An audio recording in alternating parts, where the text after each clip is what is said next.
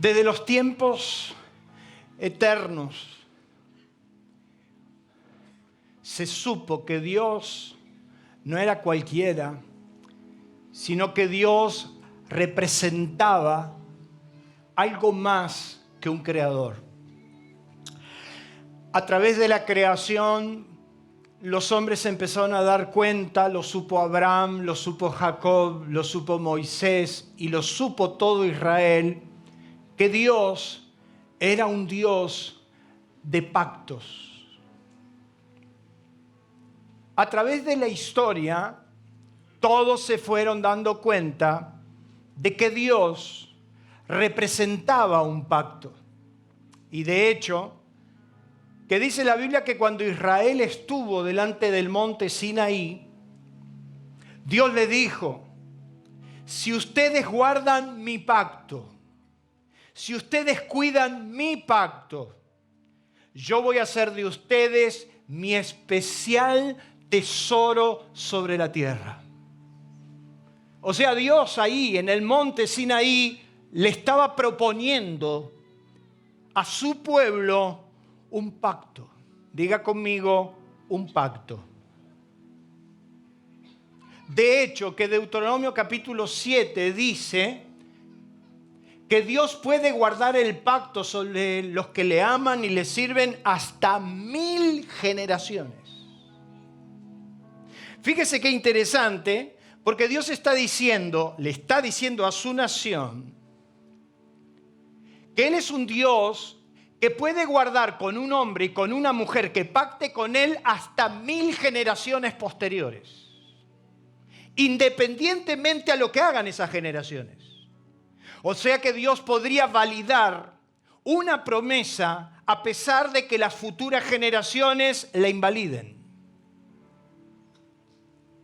Yo no tengo dudas que ese italiano y esa italiana en el año 64, cuando pactaron con Dios, y estoy hablando de mi papá y de mi mamá, cuando ellos pactaron con Dios, Dios está respetando el pacto que hizo con mis padres, en mi generación, en mis hijos, y probablemente sustente esa palabra hasta 1000 generaciones. ¿Cuántos bendicen a Dios por eso? Denle un fuerte aplauso.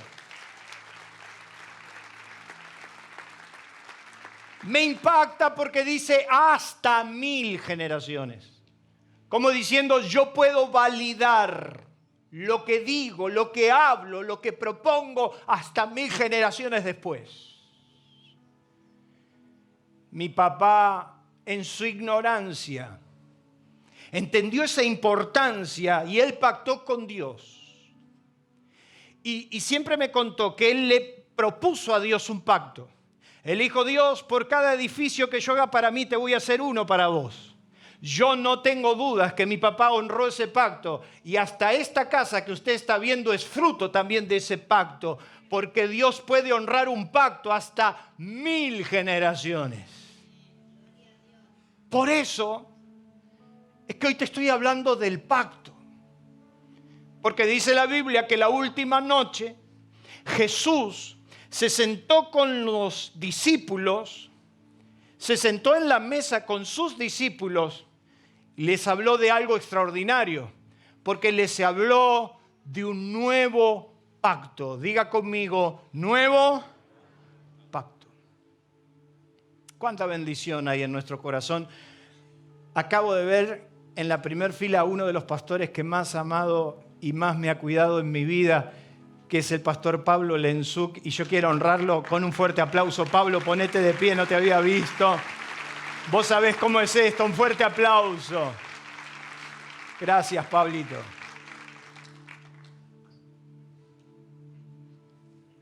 En el libro de Lucas, capítulo 22, verso 20, Jesús le va a hablar de un nuevo pacto y le dice: de igual manera, él se había sentado y cuando llegó la hora compartió el pan, les habló de lo que simbolizaba el pan, pero dice que después que hubo cenado, tomó la copa diciendo: esta copa es el nuevo pacto. Diga nuevo. O sea, le va a hablar de algo totalmente distinto. Algo que ellos no estaban entendiendo demasiado, pero Jesús le dice, esta copa es el nuevo pacto en mi sangre que por vosotros se derrama. Y Mateo agrega, para perdón, para remisión de vuestros pecados. Mateo arroja un dato que Lucas no lo anota, pero que dice que la sangre se derrama con el único fin para perdonar los pecados. Otra traducción, cuando lee este versículo, dice, esta copa es el nuevo pacto entre Dios y su pueblo, un acuerdo. Fíjese qué interesante, un acuerdo, dice, confirmado con mi sangre, la cual es derramada como sacrificio por ustedes. La Biblia latina dice, esta copa es la nueva alianza. La nueva alianza. Y a mí me gustó porque Dios está proponiéndole al hombre un nuevo tiempo. Por eso es que Jesús marcó la historia de la humanidad. No se dice que la historia se registra entre antes y después de Mahoma. No se dice que la historia registre los tiempos entre antes o después de un gran luminoso, sino que aún la historia de la humanidad se registra entre el antes y el después de Cristo. Porque Cristo vino a proponernos un nuevo pacto. ¿Qué es un pacto? Para que usted lo entienda bien. Un pacto dice que es el concierto, no se refiere a un concierto de música, pero se refiere a un concierto de palabras, concierto o tratado solemne entre dos o más partes que se comprometen a cumplir lo estipulado. ¿Qué es un pacto? Dice que es el acuerdo que se basa en la confianza y la reciprocidad entre partes, que luego de ser confirmado o juramentado no se cambia ni se altera. Diga conmigo, no se cambia ni se altera.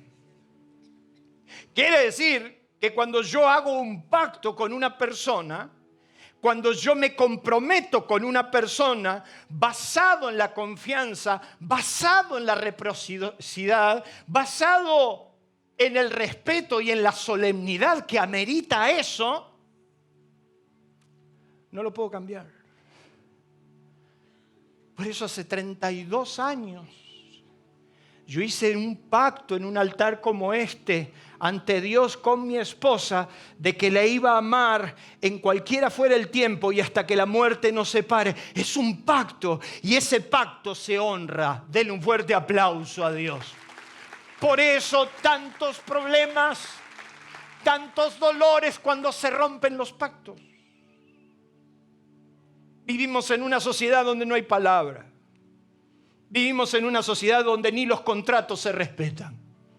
Entonces, nuestra sociedad culturalmente está diseñada para romper los pactos.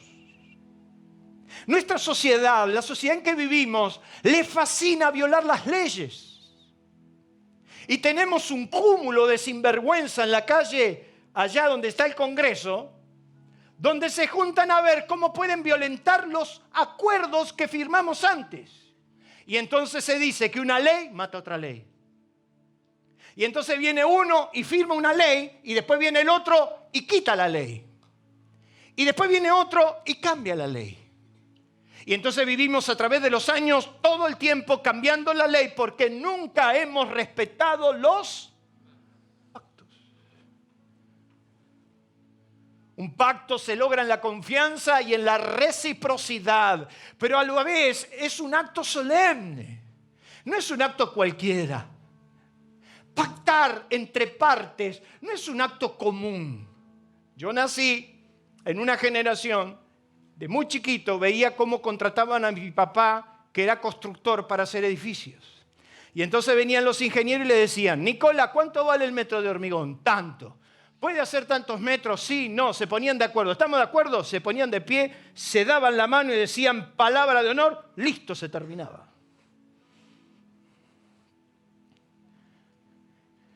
Pero como hemos bastardeado tanto las palabras, como hemos bastardeado, perdónenme el término, cirugiado los acuerdos,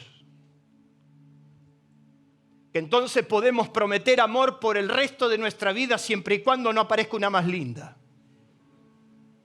Podemos prometer amor siempre y cuando él haga los deberes bien. Y entonces rompemos los pactos, rompemos los matrimonios, rompemos los acuerdos y después vienen los dolores. Y entonces yo le decía el otro día a un matrimonio que obviamente venían destrozados, sin conocer a Dios. Venían sus vidas con familias diferentes. Y yo sé que Dios puede hacer una obra, y yo sé que Dios te va a restaurar, y yo sé que Dios te va a sanar, pero no es gratis. Porque las consecuencias de una familia ensamblada por segunda o tercera vez, tarde o temprano, se pagan. ¿Por qué? Porque no se respetaron los... Diga conmigo, Dios es serio. Dígalo más fuerte, Dios es serio. Porque Dios, cuando propone un pacto, compromete su palabra. Quiere decir que Dios no está jugando. Quiere decir que el entender que Dios es un Dios de pacto significa de que aunque yo falle, aunque yo no esté en condiciones, Dios siempre respetará y honrará nuestro pacto. Y entonces los que tienen Biblia, a mí me gustaría que usted busque en el libro de Hebreos, el capítulo 8, porque el libro de Hebreos viene hablando de un nuevo tiempo. Y viene hablando del tiempo de la iglesia. Y viene hablando del tiempo en donde nosotros estaríamos inmersos. Y en Hebreos capítulo 8 empieza a decir el escritor a los hebreos que de todo lo que viene hablando, lo primordial es que ahora, en este tiempo, hay un sumo sacerdote allá en los cielos que aboga por nosotros. Y entonces en Hebreos capítulo 8, de manera sintética, solo voy a tomar 5 minutos más, va a hablar acerca de lo que es el nuevo pacto. El pacto que Dios le propuso al hombre. Y entonces en el capítulo 8, verso 6, dice: pero ahora tanto mejor ministerio es el suyo, cuanto es mediador de un mejor pacto establecido sobre mejores promesas. Oiga, mire qué interesante, la palabra clave en este versículo es la palabra mejor. Quiere decir que ahora estamos mejor. ¿Cuántos dicen amén? Vos que te andás quejando de todo, que ahora estamos peor que nunca. Hebreo dice que ahora estamos mejor. Yo no sé qué diario está leyendo usted, pero el que leo yo dice que ahora estamos mejor. Decirle al que tenía al lado, ahora estamos mejor. Peor le fue a otros. Pero dice que ahora estamos mejor porque tenemos un mejor pacto. Que está basado sobre mejores promesas. Y no solamente está basado sobre mejores promesas, sino que tenemos un mejor ministerio, un mejor servicio. Porque si aquel primero, dice verso 7, hubiera sido sin defecto, ciertamente no se hubiera procurado lugar para el segundo. Porque reprendiéndolos dice: aquí vienen días, dice el Señor, en que estableceré con la casa de Israel y la casa de Judá un nuevo pacto. Y empieza a hablar de un nuevo pacto. No como el pacto que hice con los padres en el día que los tomé de la mano para sacarlos de la tierra de Egipto, porque ellos no permanecieron en mi pacto y yo me desentendí de ellos, dice el Señor.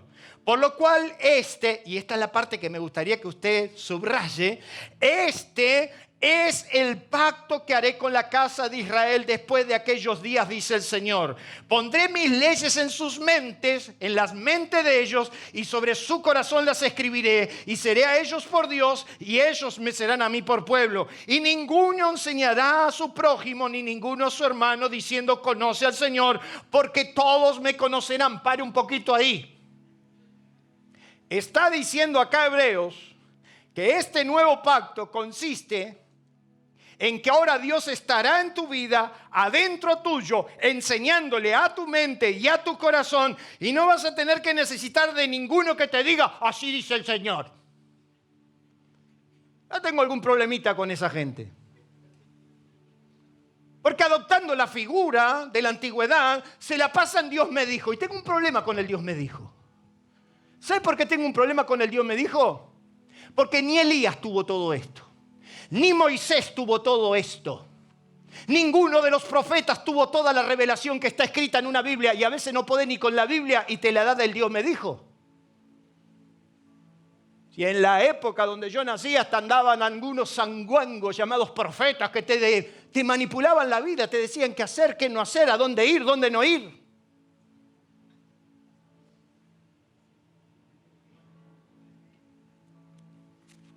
El nuevo pacto va a consistir en que el Espíritu Santo es una persona que va a vivir dentro tuyo, que te va a revelar los principios de Dios. Que por supuesto estarán los profetas y los hombres de Dios que te guiarán, pero ya no necesitarás el gurú de turno.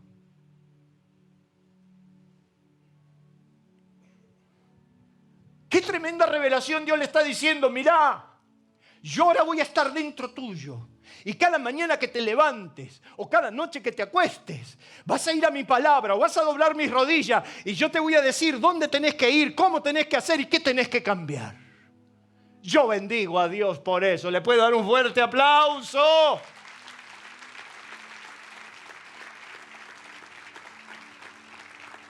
Pero acá se pone lindo. Todos me conocerán, desde el menor hasta el mayor, porque yo seré propicio a sus injusticias y nunca más me acordaré de sus pecados y de sus iniquidades. Quiere decir que cuando Jesús toma la copa y le dice a sus discípulos, esta es la copa, la señal del nuevo pacto, está diciendo, viene un tiempo donde todos tus pecados, donde todas tus iniquidades, yo tengo suficientemente gracia para perdonarlos. Y no solamente los voy a perdonar, me voy a olvidar de lo que has hecho. Viene un nuevo tiempo y es el nuevo pacto, donde la gracia de Dios fluye como un río. ¿Cuántos dicen amén?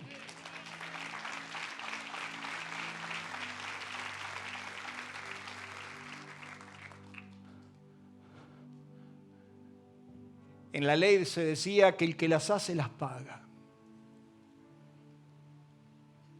Y yo no puedo creer cómo hay gente que inclusive se quiere volver al judaísmo o a la ley.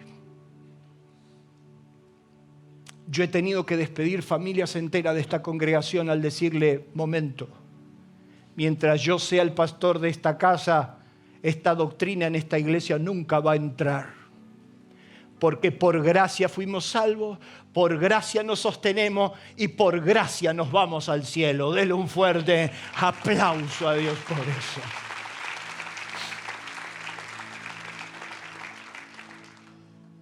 El pacto. Yo quiero decirle que los pactos propuestos por Dios son de orden soberano. No son negociables. Dios propone un pacto y lo hace desde su soberanía, desde su eternidad.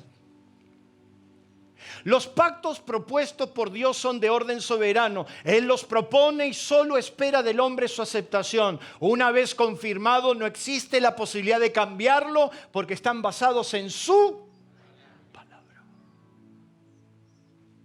Pablo le dice a los Gálatas, un pacto entre hombres, una vez que se sella, no se puede abrogar, no se puede cambiar.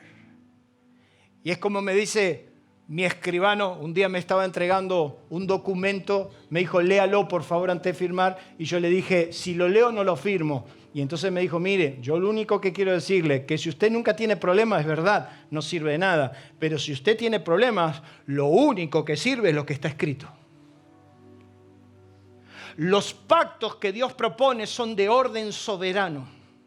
Y una vez que usted lo acepta, como eso depende de la palabra, no hay forma de cambiar. Y yo tengo buenas noticias para usted en esta mañana. El pacto en el que nosotros estamos suscritos dice que mientras la sangre de Cristo esté sobre el propiciatorio, la gracia triunfará sobre el juicio. Denle un fuerte aplauso a Dios por eso, porque están basados en su palabra. Y dice la Biblia que el cielo y la tierra pasarán, pero sus palabras...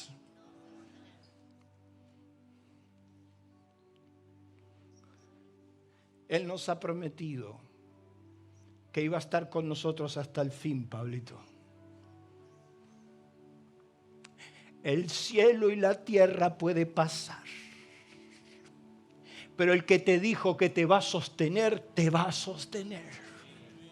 El cielo y la tierra pasarán, pero el que dijo que puede tomar tus pecados y sepultarlos en lo profundo del mar y no acordarse de ellos y perdonar tus iniquidades, el cielo y la tierra pasarán, pero su palabra no pasará.